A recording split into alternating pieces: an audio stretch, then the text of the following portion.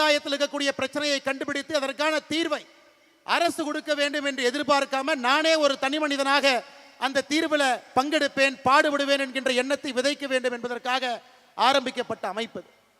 இன்னைக்கு சரியாக 38வது நாள்.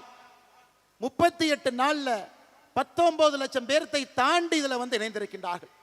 ஐயா, இதுவரைக்கும் நான் யாருக்குமே தொலைபேசியில போன் போட்டு யாருக்குமே, எல்லா தலைவர்களுக்கும் இங்க இருக்கிறவங்க யாருக்குமே இந்த வீத லீடர்ஸ் அமைப்புல இணைங்கன்னு யாருக்கிட்டையுமே சொல்லல. ஏன் சொல்லவில்லை என்றால், இது என்னுடைய குடும்ப கட்சி கிடையாதுங்க, என்னுடைய அமைப்பு கிடையாது.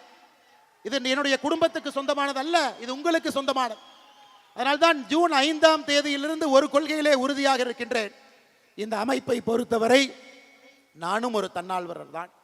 எல்லோரும் சேர்ந்து ஒரு குடும்பமாக இருக்கும் பொழுது மட்டும்தான் நாம் எதிர்பார்க்கக்கூடிய அந்த நேர்மையான சமுதாயம் பிறக்கும் என்கின்ற ஒற்றை நம்பிக்கை.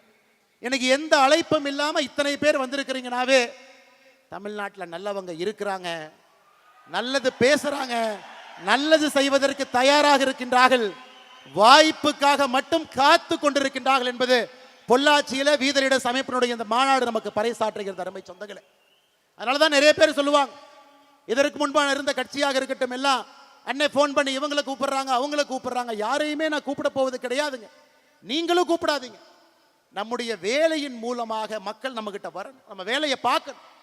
எங்கேயோ மர வைக்கிறாங்க, ஏதோ ஒரு இடத்துல போதை விழிப்புணர்வுக்கு எதிராக நிற்கிறாங்க, பெண்கள் பாதுகாப்புக்காக போராடுறாங்க, இளைஞர்களுடைய நலனுக்காக நின்று கொண்டிருக்கின்றார்கள், இளைஞர்களுக்கு பயிற்சி முகாம் நடத்துறாங்க. இதையெல்லாம் தமிழ்நாட்டு மக்கள் பார்த்து அவர்களாக நம்மோடு வீத லீடர்ஸ் குடும்பத்தில் இணைந்து இணைந்து இணைந்து 50 லட்சம் என்கின்ற எண் வரும் பொழுது தமிழ்நாட்டு மக்கள் நம்மை அழைக்கின்றார்கள் என்கின்ற பொருள் அது.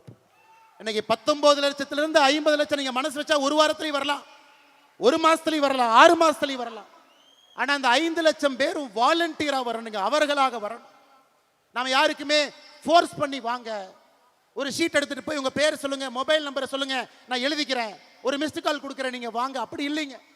50 லட்சம் பேரும் அவர்களாக இந்த மாற்றத்திற்கு நான் துணை இருப்பேன்னு வரும்பொழுது மட்டும்தான் நிரந்தரமான ஒரு நல்ல சமுதாயத்தை நாம் கட்டமைக்க முடியும். அருமை சொந்தங்களே, இல்லாட்டி ஆடி காலத்துக்கு பட்டம் அடிக்கிற மாதிரி பட்டம் பறக்கும், காத்து ஆடி முடிச்சோன்னே பட்டம் கீழே விழுந்து விடும். அதனாலதான் அருமை சொந்தங்களே, என்னுடைய அன்பான வேண்டுகோள், எந்த எதிர்பார்ப்பும் இல்லாம எப்படி நாம் இங்கே ஒன்றாக சேர்ந்திருக்கின்றோமோ அடுத்த 6 மாத காலம் நமக்கான இலக்கு தெளிவாக இருக்கிறது. இந்த மாதம் முழுவதுமே போதைக்கு எதிரான விழிப்புணர்வு மாதம். 12ஆம் தேதி பொள்ளாச்சியில நான் இங்கே பங்கேற்கின்றேன், உங்களோடு நிறைய இடத்துல நிகழ்ச்சி நடத்துறீங்க. 26ஆம் தேதி திருச்செந்தூர்ல தூத்துக்குடியிலும் நான் இருக்கின்றேன். அதுபோல இடையில நிறைய நிகழ்வுகள் இருக்கு. அதே போல அடுத்த மாதம் ஆகஸ்ட் மாதம் சுற்றுச்சூழலுக்கான மாதம். 50 லட்சம் மரம் நாம் வீத லீடர்ஸ் அமைப்பிலிருந்து தமிழ்நாடு முழுவதுமே வைக்கணும். 2000த்திற்கும் மேற்பட்ட ஏரி குளத்தை சுத்தம் பண்ணும், நதி நீரை சுத்தப்படுத்தணும், அங்க போய் கலக்கிறவங்களை எல்லாத்தையும் நம்ம போய் பேசணும். அது ஆகஸ்ட் மாதம். செப்டம்பர் மாதம் பெண்கள் பாதுகாப்புக்காக ஒரு மாதம், செப்டம்பர் முழுவதுமே. அடுத்து குழந்தைகள் நலம், அவங்க திரகாத்திரமா இருக்கணும், நல்ல உணவு சாப்பிடணும், உடம்பு நல்லா பார்த்துக்கணும், ஒரு குட் பாடி வேணும், நல்ல ஒரு உடம்பு சமுதாயத்தில் கொண்டு வரணும். அதற்காக எல்லா விஷயத்தையும் அடுத்த மாசம் பேச போறோம். 6 மாத காலமும் சமுதாயத்தினுடைய 6 முக்கியமான பிரச்சனை எடுத்து வீத லீடர்ஸ் அமைப்பு ஒரு வாலண்டியர், ஒரு தன்னால்வரர், ஒரு தலைவரும் கூட மக்களை சந்தித்து எல்லா இடத்துல, இது போன்ற பெரிய மேடையா இருக்கலாம், சின்ன ஒரு நிகழ்வா இருக்கலாம், திண்ணையில் உட்கார்ந்து பேசலாம், ஆட்டோல போகும்போது ஆட்டோக்கார அண்ணங்கிட்ட பேசிட்டு போலாம், கடையில போய் டிபார்ட்மெண்டல் ஸ்டோர்ல பொருள் வாங்கும் பொழுது முன்னாடி இருக்கிறவங்க பின்னாடி இருக்கவங்ககிட்ட பேசலாம், அரசு பேருந்துல போகும் பொழுது பக்கத்து சீட்ல இருக்கவங்ககிட்ட பேசலாம், ட்ரெயின்ல போகும்போது பேசலாம், ஃபிளைட்ல போகும்போது பேசலாம். அதைத்தான் நாம் கேட்கின்றோம். தனி மனிதனாக நீங்கள் செயல்பட ஆரம்பிக்கும் பொழுது உங்கள் கண் முன்னால் அந்த மாற்றம் நடக்கும். நிச்சயமாக நீங்க அதை பார்க்கத்தான் போறீங்க. 12ஆம் தேதி ஜூலை மாதம் பொள்ளாச்சி என்பது ஒரு சரித்திரம். எந்த அழைப்பும் இல்லாம இத்தனை பேர் அவர்களாக தன்னெழுச்சியாக வருவார்கள் என்பதை பொள்ளாச்சி பார்த்திருக்கிறது. திருச்செந்தூரும் 26ஆம் தேதி பார்க்க, தமிழகத்தினுடைய பல பகுதிகளும் இதை பார்க்கத்தான் போகிறது. ஏன்னா ஏற்கனவே சொன்னது போல நல்லவங்க இருக்காங்க, நல்லவங்க பணி செய்ய வேண்டும் என்று விரும்புகின்றார்கள். அவர்களுக்கான மேடையும் அவர்களுக்கான வாய்ப்பும் கொடுப்பதற்காக மட்டும்தான் வீத லீடர்ஸ் என்கின்ற அமைப்பு இருக்கு. அருமை சொந்தங்களே, இந்த 19 லட்சம் பேரை நீங்க பாருங்க. 19 லட்சம் பேர்த்துல 83% ஆண்கள் இருக்கிறாங்க, 17% நம்முடைய மகளிர். பெரும்பாலும் மகளிரை பொறுத்தவரை அரசியல் பக்கமோ ஒரு அமைப்பு பக்கமோ வரமாட்டாங்க. இன்னைக்கு 19 லட்சம் பேர்த்துல 17 விழுக்காடு மகளிர் சகோதரிகள் தாய்மார்கள் இருப்பது நம்முடைய முதல் வெற்றி. ஆனா கொஞ்சம் கொஞ்சமாக அது 33, 40, 50 என்று நம்முடைய தாய்மார்களை இன்னும் அதிகமாக நம்முடைய தன்னார்வ குழுவில் சேர்த்துக்கிட்டே போனோம். அரசியல் கட்சியில் 1%, 2% உறுப்பினர்கள் இருப்பாங்க. மிஞ்சி பிஞ்சி போனால் 5% பெண் உறுப்பினர்கள் இருப்பாங்க. ஆனால் ஒரு அமைப்பில் நம்ம ஆரம்பித்த 1 மாத காலத்தில் 17% பெண்கள் என்பது நம்மை நம்பி வந்திருக்கின்றார்கள். மாற்றத்தை கொடுப்போம் என்கின்ற நம்பிக்கையில் நம்முடைய தாய்மார்கள் வந்திருக்கின்றார்கள். அதையும் வருகின்ற காலத்தில் இன்னும் அதிகப்படியாக எடுத்துச் செல்ல வேண்டிய கடமை நமக்கு இருக்கு. இன்னைக்கு நாம சொல்றோம் ஜென்சி, அவங்கள பேசவே முடியாது, அவங்க எப்படி வேணாலும் போவாங்க, என்ன வேணாலும் பண்ணுவாங்க. ஆனால் மேடையில் இருந்த எல்லோருமே ஜென்சி தாங்க. நிகழ்ச்சியை தொகுத்து வழங்கக்கூடிய சகோதரி ஜென்சி. நம்முடைய அமைப்பில் 18 வயதிலிருந்து 25 வயது வரை 14% பேர் இந்த அமைப்பில் இருக்கிறாங்க. மொத்தம் 19 லட்சம் பேர்த்துல 14% பேர் 18 வயதிலிருந்து 25 வயது, 26 வயதிலிருந்து 39 வயது வரை 40% பேர். இந்த வீதரிடஸ் அமைப்பை பொறுத்தவரை it is a very young organization. 39 வயதுக்கு கீழே 54%, 19 லட்சத்தில் 54% மக்கள் 39 வயசு கீழே இருக்கிறாங்க. அவங்க குரலை நம்ம கேட்கணுங்க. அவங்களுடைய எண்ணோட்டம் வித்தியாசமானது. சமுதாயத்தை வித்தியாசமா பார்க்கறாங்க. மாற்றம் வேண்டும் என்று நினைக்கின்றார்கள். அது உடனடியாக வேண்டும் என்று நினைக்கின்றார்கள். இந்த 39 வயசு கீழே இருக்கக்கூடியவங்க 2026 தமிழகத்தில் ஒரு ஆட்சி மாற்றத்தை ஏற்படுத்தினாங்க. 2031 மற்றும் ஒரு மிகப்பெரிய ஆட்சி மாற்றத்தை அவங்க ஏற்படுத்த தான் போறாங்க. அதுல யாருக்கும் எந்த விதமான சந்தேகம் வேண்டாம். ஆனா அது படித்தவர்கள், பண்பானவர்கள், நேர்மையானவர்கள், சமுதாயத்திற்காக முழுமையாக அர்ப்பணித்தவர்கள். இந்த 5 ஆண்டு காலம் நமக்கு இருக்கு. அடுத்த 6 மாத காலம் நமக்கு இருக்கு. தலைவர்கள் தானாக வரப்போறாங்க. பட்டி தொட்டியிலிருந்து வர்றாங்க, கிராமத்திலிருந்து வர போறாங்க. குடும்ப ஆட்சி இருக்கிறனால எத்தனையோ பேர் அரசியல் பக்கம், ஒரு சமுதாயத்தின் பக்கம் வராம இருந்தவங்களை வரணும். தாய்மார்கள், சகோதரிகள், பெண்களை கூட்டிக்கிட்டு வரணும். இந்த 6 மாத காலம் முழுமையாக ஒரு சமுதாய பணியும் நாம் செய்ய செய்ய மக்கள் நம் பின்னால், நம் பக்கத்தில், நம் அருகில், நமக்கு முன்னால் செல்ல ஆரம்பித்து விடுவார்கள். அருமை சொந்தங்களே, இந்த ஜூலையில் போதைக்கு எதிரான விழிப்புணர்வு மாநாடு, விழிப்புணர்வு மாதம். அடுத்த ஜூலையும் அது நடக்கத்தான் போதுங்க. அதுக்கு அடுத்த ஜூலையும் அது நடக்கத்தான் போகுது. அதுக்கு அடுத்த ஜூலையும் நடக்கத்தான் போகுது. வி த லீடர்ஸ் என்கின்ற அமைப்பு இருக்கும் வரை, நாம் எல்லோரும் இருக்கும் வரை, எத்தனை ஆண்டுகளுக்கு இந்த அமைப்பு இன்னும் கம்பீரமாக நடைபோடும் வரை, ஒரு ஆண்டும் ஜூலை மாதம் என்பது போதைப் பொருளுக்கு எதிராக நாம் இருப்போம். ஏன்னா இட்ஸ் a continuous process. 1 மாசம் எடுத்தோம், மாநாடு போட்டோம், கை தட்டினோம், பார்த்தோம், கிளம்பணுங்கிறதுக்காக நம்ம வரலைங்க. அப்படிப்பட்டவர்கள் நாம் கிடையாது. நிலையான மாற்றத்தை கொடுக்க வேண்டும் என்பதற்காக வந்தவர்கள் நாம். அதனால தான் ஒரு ஜூலை மாதமும் கூட நம்முடைய தீர்மானத்தில் ஒயிட் பேண்ட் மாதம். அமெரிக்காவில் பார்த்தீங்கன்னா 1980 ரெட் ரிப்பன் மாதம் என்று கொண்டாடினார்கள். 1980 அமெரிக்க அரசு அதை கொண்டாடினாங்க. ஏன்னா போதை அரசினால கட்டுப்படுத்த முடியல. இன்னைக்கு வீதியிட அமைப்பு ஒயிட் பேண்ட் நம்ம கையில் போடுறோம், போகிற இடத்துல நம்ம பார்க்குறோம், மக்கள்கிட்ட பேசுகிறோம். அது ஒரு ஜூலையும் கூட அது நடக்கும். ஏன்னா மேடையில் பேசின ஒரு அண்ணன் சொன்னார், அண்ணா இதோட நிறுத்திடக்கூடாது, இது ஒரு நிகழ்வாக மட்டும் இருந்துவிடக்கூடாது, தொடர்ச்சியாக இருக்கக்கூடிய ஒரு விஷயமாக இருக்க வேண்டும் என்று அந்த அண்ணனுக்கு சொல்வதற்காக இதை நான் சொல்லுகின்றேன். அருமை சொந்தங்களே, இன்னைக்கு நான் சகோதரரை பற்றி பேசினேன். நிறைய பேர் கேட்கலாம், பொள்ளாச்சியில் இவ்வளவு பேரா? அது அரசியல் மாநாடு கிடையாது. இன்னொரு கட்சியை திட்டக்காக இந்த மாநாடு இல்லை, இன்னொரு தலைவன் சரியில்லை என்று சொல்வதற்காக இந்த மாநாடு இல்லை. ஆட்சியில் ஒருத்தவங்க வந்துட்டாங்க, வந்தவுடன் அவருக்கு இடையூறை ஏற்படுத்த வேண்டும் என்பதற்கான மாநாடு அல்ல. இந்த மாநாடு என்பது இத்தனை ஆயிரம் பேர் ஒன்றாக இணைந்து போதை இல்லாத தமிழகத்தை நம்முடைய காலத்தில் உருவாக்க வேண்டும் என்கின்ற ஒற்றை இலக்கில் வந்திருக்கும். 18 வயதிலிருந்து 70 வயசு வரை தமிழகத்தில் எத்தனை பேர் மது குடிக்கிறாங்க? 24%. 4ல் ஒருத்தர் தமிழகத்தில் ஆண் 18 வயசுலேருந்து 70 வயசுக்குள்ள மது அருந்துறாங்க. மது அருந்துவதில் அடிக்ஷன், மது அருந்துவதில் 18 பேருக்கு அடிக்ஷன். அவங்க காலையில் கை அரிப்பு, அந்த மது பாட்டில் எடுக்கணும், குடிக்கணும். அதனால தான் இன்னைக்கு நாம ஒரு பேப்பரில், செய்தித்தாளில் ஒரு அதிர்ச்சி சம்பவத்தையும் படிக்கும் பொழுது அதிலே மதுவு கலந்திருக்கிறது. ஒரு ரேப்பில் கஞ்சா இருக்கு, ஒரு பெண்ணை துன்புறுத்தக்கூடிய சம்பவத்தில் ஏதோ ஒரு இடத்துல மது ஒளிந்திருக்கிறது. ஒரு வீட்டில் ஒரு பெண்ணுக்கு கொடுமை நடக்குது, மது இருக்கு. சம்பாதிச்ச பணம் வீட்டுக்கு முழுமையாக கொடுக்கல, அந்த குழந்தையினுடைய வளர்ச்சிக்கு பயன்படுத்தல, மது இருக்கு.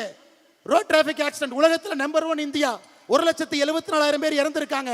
இந்தியாவில் நம்பர் 1 தமிழ்நாடு, அதிலும் மது இருக்கு. மது எல்லா இடத்திலும் கலந்துருச்சு. முக்காடு போட்டுட்டு ஊர்ல இருந்து ஒதுங்கி போய் மது குடித்த காலம் வேற, தைரியமா நெஞ்ச நிமிர்த்திக்கிட்டு மது குடிக்கிற காலம் இது. அருமை சொந்தங்களே, 5500 டாஸ்மார்க் இருக்கு, பார்த்த இடத்தெல்லாம் திறந்திருக்காங்க. அதனால இதை தட்டி கேட்க வேண்டியது சமுதாயத்தினுடைய பொறுப்பு இல்லைங்களா? நம்ம பொறுப்பு இல்லைங்களா? தாய்மார்களுக்காக நாம் நிற்க வேண்டாங்களா? நம்முடைய வருங்காலத்தில் வரக்கூடிய ஆரோக்கியமான குழந்தைக்காக நாம் நிற்கக்கூடாதா? அதைத்தான் நான் செய்கின்றோம் அருமை சொந்தங்களே. மது என்பது அடிப்படையில் இருந்து இந்த அரக்கனை ஒழிக்க வேண்டும் என்பதற்காகத்தான் இது மக்கள் விழிப்புணர்வு மாநாடாக இது மாறி இருக்கிறது அருமை சொந்தங்களே. அதனால தயவு செய்து அரசு செய்யும், அரசு செய்யறாங்க, காவல்துறை இருக்கிறாங்க, எங்க செய்வாங்க? சப்ளையை கண்ட்ரோல் பண்ணுவாங்க, கஞ்சா விற்கிறவனை போய் தூக்கிட்டு போவாங்க. ஆனா கஞ்சாவை வாங்க வேண்டும் என்று நினைப்பவர்களை காவல்துறை பிடிக்காதுங்க. கஞ்சாவை வாங்கணும், நான் டிப்ரெஷன்ல இருக்கேன், ஆங்ஸைட்டியில் இருக்கேன், ஸ்ட்ரெஸ்ல இருக்கேன், லவ் பிரேக்கப்ல இருக்கேன், காவல்துறையினால ஒன்றும் பண்ண முடியாதுங்க. நாம தாங்க செய்யணும், நாம தான் பேசணும், குடும்பத்தில் பேசணும், வீதியில் பேசணும், தெருவில் பேசணும், அப்பார்ட்மெண்ட்ல பேசணும், கிராமத்தில் பேசணும், நகரத்தில் பேசணும். அதற்குத்தான் எனக்கு முன்னால் பேசி எல்லோரும் பெரிய பெரிய மனிதர்கள், விலை மதிக்க முடியாது இல்லை. நேரம் வந்து ஒரு டாக்டர் 92 வயது ஒரு டாக்டர் பேசுறார். இதே பகுதியில் நான் மருத்துவத்தை ஆரம்பித்தேன், 2 ரூபாய்க்கு ஆரம்பித்தேன், இன்னைக்கு 50 ரூபாய் வாங்குறேன். 92 வயது மருத்துவர் டாக்டர் ஆழ்வா அந்த மேடையின் மீது ஏறி பேசுறார். இன்னொரு தம்பி பேசுறார், எங்க அப்பாவுக்கு குடிச்சு குடிச்சு கல்லீரல் லிவர் போயிருச்சு, என்னுடைய லிவர்ல 90% எங்க அப்பாவுக்கு கொடுத்து உயிர் வாழ்றேன். அப்பாவுக்கு பையன் கொடுப்பதா, பையனுக்கு அப்பா கொடுப்பதா? பாருங்க எப்படி காலம் பாருங்க. நம்முடைய கடமை தான். அப்பாவுக்கு நம்ம என்ன கொடுக்கணுங்க? சொத்து கொடுக்கணும், நிம்மதி கொடுக்கணும், அவங்களுக்கு அந்த கம்பீரத்தை கொடுக்கணும், மரியாதை கொடுக்கணும். நம்முடைய லிவரை யாராச்சும் நம்ம கொடுப்போமா? அந்த அளவுக்கு ஒரு குடும்பம் ஒரு குடியிலே அழிந்திருக்கிறது. பையன் அப்பா கூட இருக்கணும், அப்பா வேணும், லிவரையும் தானம் கொடுத்திருக்கிறார். இன்னொரு தம்பி கிரீஷ் மேடையின் மீது பேச பேச கண்ணீர் துளிகளோடு பேசுகின்றார். மேடை ஏறுவதற்கு முன்பு தந்தை இறந்திருக்கிறாங்க. அப்ப மது எந்த அளவுக்கு நம்மோடு கலந்திருக்கிறது என்பதை நாம் உணர்ந்து கொள்ள வேண்டும். அருமை சொந்தங்களே, அருமை சொந்தங்களே, இந்த கல்லூரி மாணவர்கள் எல்லாம் பேண்ட் போட்டிருந்தாங்க, ட்ரக் அம்பாசிடர். இதை நாம உருவாக்கலைங்க, நாம உருவாக்கல, தமிழ்நாடு அரசு உருவாக்குச்சு. எத்தனை பேருக்கு தெரியும்? தமிழ்நாடு அரசு 2025 இதற்கு முன்பு இருந்த அரசு ஒரு கல்லூரியிலையும் ட்ரக் அம்பாசிடர் இருக்கணும், 10 பேர் 20 பேர் இருக்கணும், அவங்க ட்ரெயின் ஆயிருக்கணும். மாணவனுக்கு பிரச்சனையா இருந்தா அவங்க போய் பேசணும், சின்ன விஷயத்தை கண்டுபிடிச்சா ப்ரொஃபஸர்கிட்ட போய் சொல்லணும், பிரின்சிபல்கிட்ட போய் சொல்லணும். அது பெரிய விஷயமாக மாறும் பொழுது காவல்துறைக்கு சொல்லணும். யாருக்காவது நமக்கு தெரியுங்களா தமிழ்நாடு அரசு கல்லூரியில ட்ரக் அம்பாசிடர் என்ற பொறுப்பை உருவாக்கி இருக்காங்களா? நமக்கு தெரியுங்களா? இன்னைக்கு தான் அறிமுகப்படுத்துறோம். ஒரு கல்லூரியிலும் இருக்கணும், 10 பேர் இருக்கணும், ட்ரெயினா இருக்கணும், அவங்களுக்கு என்ன விஷயம் பேச தெரிஞ்சிருக்கணும். அதை இன்னைக்கு இந்த மேடையில் கிட்டத்தட்ட 100க்கும் மேற்பட்டவர்கள் வந்திருக்கின்றார்கள். பக்கத்தில் இருக்கக்கூடிய கல்லூரி அன்னை, எங்க கல்லூரியில நிறைய கல்லூரியில இந்த நிகழ்வு ஆரம்பித்த பிறகு கல்லூரியில போய் பிரின்சிபல்கிட்ட சொல்லி அவங்க ஜிஓவை காமிச்சு,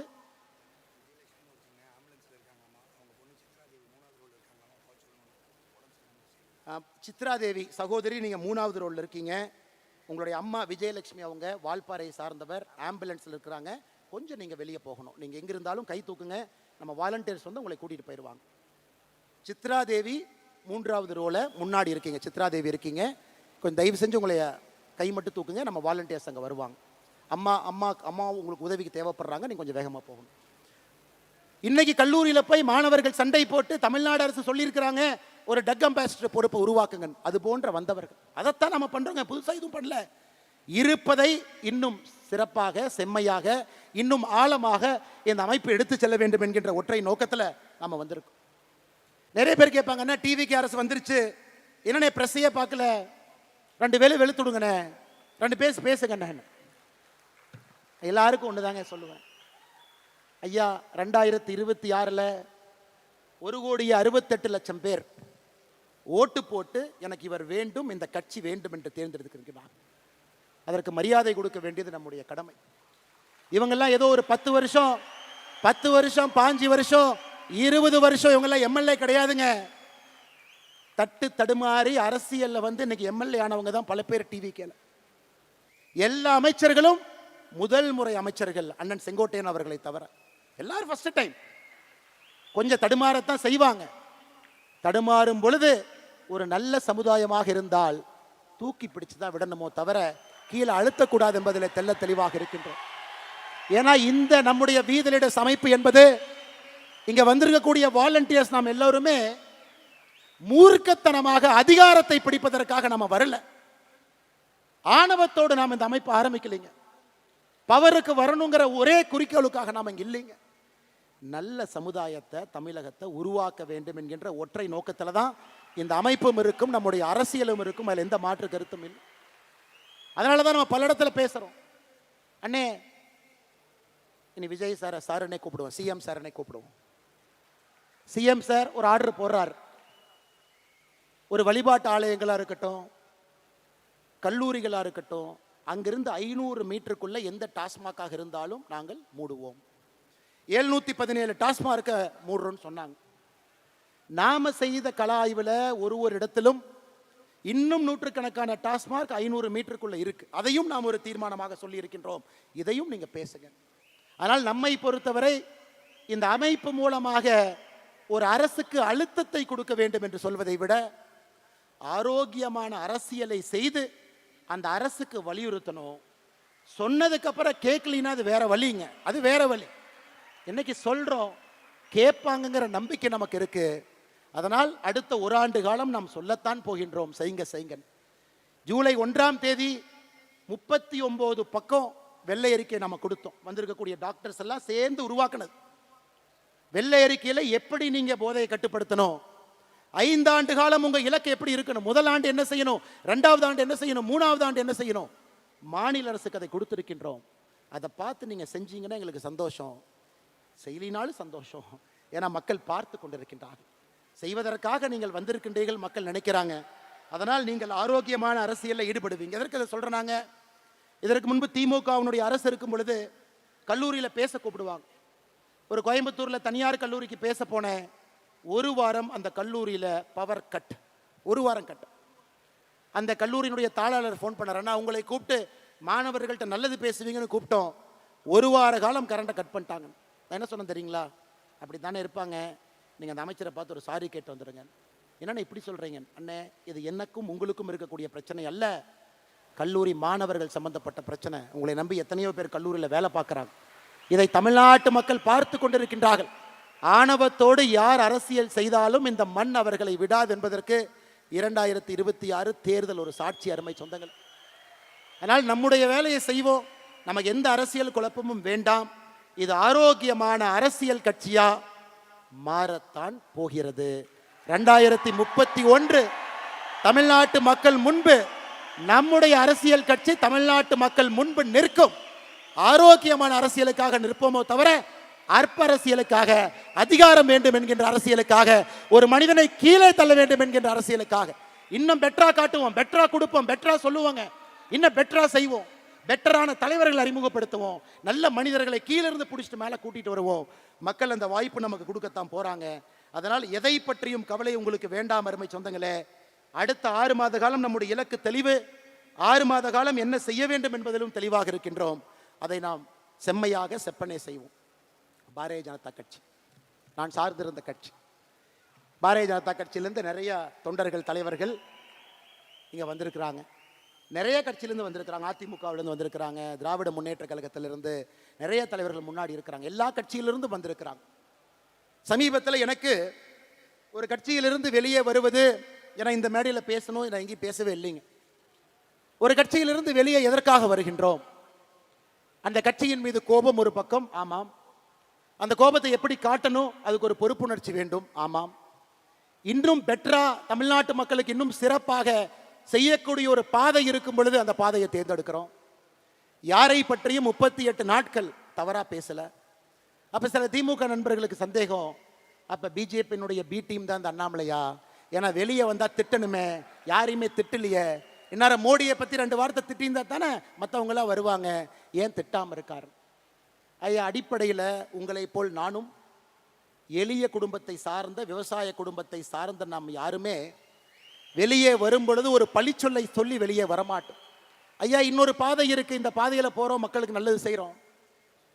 இப்ப அடுத்த கேள்வி, அண்ணாமலை நீ தேசியவாதியா? இருமார்ப்புடன் சொல்வேன், நான் ஒரு தேசியவாதி. இந்தியனா தமிழனா? எதுக்கு இதுல பிரச்சனை? இந்தியன் என்பதிலே எப்பொழுதும் ஒரு கர்வம். அந்த இந்தியால தமிழ்நாடு முதன்மை மாநிலமாக வர வேண்டும் என்பதற்காகத்தான் இந்த போராட்டம். இல்ல நீங்க ஃபெட்னால போய் ஒன்று பேசுனீங்களே, ஏதோ இப்படி பேசுனீங்களே, அப்படி பேசுனீங்களே. இன்னைக்கும் நான் சொல்றேங்க, என்னுடைய மதம், நான் ஒரு ஹிந்து. திருநூறு வைக்கிறேன், பொட்டு வைக்கிறேன், குங்குமம் வைக்கிறேன். வீட்டிலிருந்து வெளியே வரும் பொழுது என்னுடைய மதத்தையும் சாதியையும் வீட்டிலே வைத்து பூட்டிவிட்டு சாமானிய மனிதராக, அனைவருக்கும் பொதுவான மனிதராக உங்கள் முன்னால் இருக்கின்ற மதத்தை ஒரு முறையும் தூக்கி பிடித்து காட்ட வேண்டிய அவசியம் இல்லை.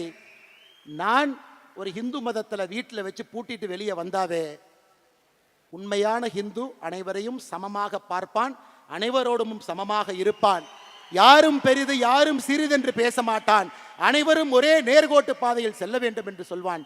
அதாங்க என்னுடைய ஹிந்து தத்துவம். இல்ல கரூர்ல இனாம் நிலத்தை கொடுத்துட்டாங்க, 3000க்கு மேற்பட்ட ஏக்கரை கொடுத்துட்டாங்க, அதை நீங்க டிவிக்கு அரசுக்கு சப்போர்ட் பண்ணி அறிக்கை விட்டுருக்கீங்க, அப்ப நீங்க கோயிலுக்கு எதிரானவரா ஹிந்து விரோதியா? விஜயநகர பேரரசு காலத்திலிருந்து இனாம் நிலம் என்பது அந்த ஊரில் கோயிலில் வேலை செய்கிறவங்களுக்கு அரசு கொடுத்தது. பூ விற்கிறவங்க, கோயில் இருக்கக்கூடிய பண்டார சகோதரர்கள், நாதஸ்வரம் வாசிக்கிறவங்க, தவில் வாசிக்கிறவங்க, அவங்களுக்கு கொடுக்கப்பட்ட இடம். அதை கர்ம வீரர் காமராஜர் ஐயா 1963 ஆட்சியிலிருந்து அவர் செல்வதற்கு முன்பு அதற்கு ஒரு செட்டில்மெண்ட் தாசில்தார் போட்டு அதை பஞ்சாயத்து பண்ண முயற்சி பண்ணார். அதை திமுக காரங்க அதை வச்சு பாலிடிக்ஸ் பண்ணி பண்ணி பண்ணி கோவில் நிலம் இந்த நிலம்னு ஒன்னா சேர்த்து அதை 0 டிகிரின்னு ஒரு ஆர்டரை போட்டு பண்ணாம வச்சிருந்தாங்க. இன்னைக்கு ஒரு அரசு வந்து 60 ஆண்டுகளாக 100 ஆண்டுகளாக அந்த இனாம் நிலத்தில் குடியிருப்பவர்களுக்கு திரும்ப அந்த மரியாதை கொடுத்திருக்கும் பொழுது அதை வரவேற்க வேண்டியது ஒரு தமிழனுடைய கடமையாகத்தான் நான் பார்க்கின்றேன். கோயில் சொத்தை நீட்போம், இனாம் நிலமும் கோயில் சொத்துக்கும் சம்பந்தம் இல்லை. இதற்கு எனக்கு கிடைத்திருக்கக்கூடிய பட்டம் அண்ணாமலை ஹிந்து விரோதி. அப்படிப்பட்ட ஹிந்து விரோதின்னு எனக்கு பட்டத்தை கொடுத்தீங்கன்னா அந்த பட்டத்தை அப்படியே நீங்க வச்சுக்க. இதே ஹெச் ராஜா அண்ணன் கரூர்ல அக்டோபர் 2024 வந்து இனாம் நிலத்தை மக்களுக்கு கொடுக்க வேண்டும் என்று சொன்னார். அவர் இந்து விரோதி அல்ல. எடப்பாடி பழனிசாமி அண்ணன் அவர்கள் அனைத்து இந்திய அண்ணா திராவிட முன்னேற்ற கழகத்தினுடைய தேர்தல் அறிக்கை 2026 இனாம் நிலத்தை வசிப்பவர்களுக்கு கொடுக்க வேண்டும் என்று சொன்னார். அவர் இந்து விரோதி கிடையாது. ஆனா இன்னைக்கு நியாயமா நேர்மையா ஒரு மக்களுக்கு இருக்கக்கூடிய மக்களுக்கு அது செல்ல வேண்டும் என்றால் இந்து விரோதி. அதனாலதான் இந்த இடத்துல எத்தனையோ இடத்துல கிறிஸ்தவர்கள் இருக்கிறாங்க, இஸ்லாமியர்கள் இருக்கிறாங்க. அருமை சொந்தங்களே, இன்னைக்கு நான் அறுதியிட்டு தெளிவாக உங்களுக்கு நான் கோடிட்டு இந்த அமைப்பினுடைய ஒரு தன்னாளராக நான் சொல்லுகின்றேன். மதம் என்பது இந்த அமைப்புக்கு வெளியே, சாதி என்பது இந்த அமைப்புக்கு வெளியே. ரைட் ஹேண்டு லெஃப்ட் ஹேண்டு இந்த சாதி மதத்தை வைத்து இத்தனை காலம் அரசியல் செய்து பட்டது போதும். உங்கள் மதம் உங்களுக்கு பெரிது, என் மதம் எனக்கு பெரிது.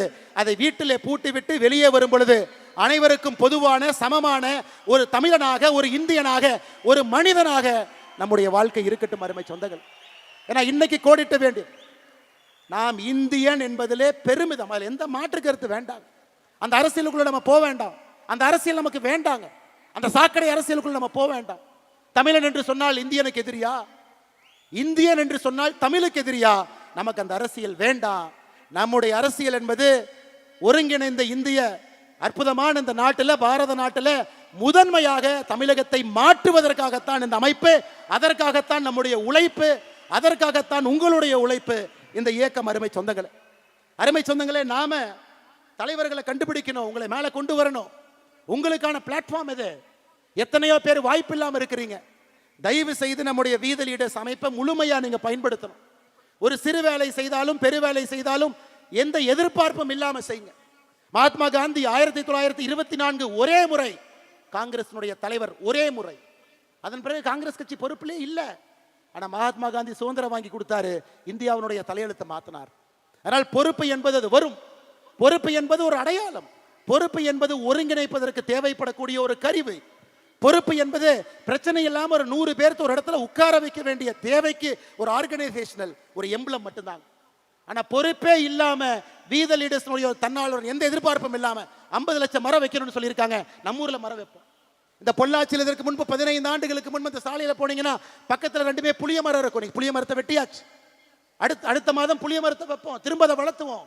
நம்ம காலத்துல வளரலினா கூட குழந்தைகள் காலத்துல அந்த புளிய மரம் வளர்ந்து இருக்கட்டும். அவன் செஞ்சிருந்தானா வீத லீடர்ஸ் அமைப்பினுடைய தன்னால். நம்ம காலத்துல வச்சு நம்ம காலத்திலேயே புளியங்காயை பொறிச்சு நம்ம காலத்திலேயே சாப்பிடலாம். நமக்கு அது வேண்டாம். நம்ம செய்யக்கூடிய எத்தனையோ தீர்வுகள் அடுத்த தலைமுறைக்கு அது உதவியாக இருக்கும், அதையும் செய்வோம். எத்தனையோ தீர்வுகள் நம்முடைய தலைமுறைக்கு உதவியாக இருக்கும், அதையும் செய்வோம். அன்பு சொந்தங்களே, அருமை சொந்தங்களே, நாம் தெளிவாக இருக்க வேண்டும். யார் நம்மை பிரித்தாலும் கூட சேவை என்கின்ற ஒரு வார்த்தையில் நாம் இணைந்திருக்கின்றோம். தமிழகத்தினுடைய மாற்றம் என்கின்ற வார்த்தையில் இணைந்திருக்கின்றோம். பெண்களுடைய முன்னேற்றம் என்கின்ற வார்த்தையில் இணைந்திருக்கின்றோம். இது எல்லாவற்றையும் தாண்டி இந்த வீத லீடர்ஸ் அமைப்பு it is an biggest experiment. இந்தியாவில் இந்த மாதிரி நடந்ததே இல்லை. போட்டோ இருக்கும், கட் அவுட் இருக்கும், தலைவர்னு ஒருத்தர் இருப்பாங்க, 10 தலைவர் இருப்பாங்க. அப்படித்தான் ஒரு இயக்கம் கட்சி நடந்திருக்கிறது. India against corruption, Anna Hazare, Aravind Kejriwal, Manish Sisodia, அத்தனை பேர். இந்தியாவில் ஒரு இயக்கம் வெற்றிகரமாக அந்த கஷ்டமான காலத்தை தாண்டி அரசியல் கட்சியாக உருவாக்கி அது 50 ஆண்டு 60 ஆண்டு அரசியல் கட்சியாக இருந்து படிப்படியாக சேவை செய்த சரித்திரம் இந்திய மண்ணில் இல்லை. அதை நாம் உடைக்கப் போகின்றோம் அருமை சொந்தங்களே. இந்த அமைப்பு அதை உடைக்கப் போகிறது. நல்ல தலைவர்களை, தன்னாளர்களை கீழிருந்து பொறுக்கி எடுத்து அவங்களுக்கு அந்த வாய்ப்பு கொடுத்து, தலைமை பண்பு கொடுத்து, கீழே விழும்பொழுது கைப்பிடித்து தூக்கிவிட்டு அவர்களுக்கான மேடையை கொடுத்து அவர்களை மக்கள் முன்பு நிற்க வைத்து வேட்பாளர்களாக மக்களுடைய ஓட்டை அவர்களுக்கு கொடுக்க வைத்து அவர்களை அமைச்சர்களாக, சட்டமன்ற உறுப்பினர்களாக, பாராளுமன்ற உறுப்பினர்களாக அழகு பார்த்து அவங்க மக்களுக்கு சேவை செய்ய வேண்டும் என்பதற்காகத்தான் அந்த அமைப்பு. அதனால யாருக்கும் எந்த சந்தேகம் வேண்டாம், இது அரசியல் கட்சியாக மாறப்போகிறது. எந்த டவுட் யாருக்கு வேண்டாம். பி த லீடர்ஸ் அரசியல் கட்சியாக மாறக்கூடாதுன்னு நீங்க நினைச்சீங்கன்னா, அதிகாரத்திற்கு வந்து நேர்மையானவர்கள், நாணயமானவர்கள் அமரும் பொழுது மட்டும்தான் அரசியல் அதிகாரத்தில் மாற்றம் நடக்கும். நம்ம சாமானிய மனிதர்களாக வேலை செய்கிறோம். அதனால சரியான நேரத்தில் அது மாறும். சரியான எண்ணிக்கை வரும் பொழுது மாறும். சரியான தலைவர்கள் உள்ளே வரும் பொழுது மாறும். இன்னைக்கு அது மாறாது. இன்னைக்கு நமக்கு பணிகள் நிறைய இருக்கு.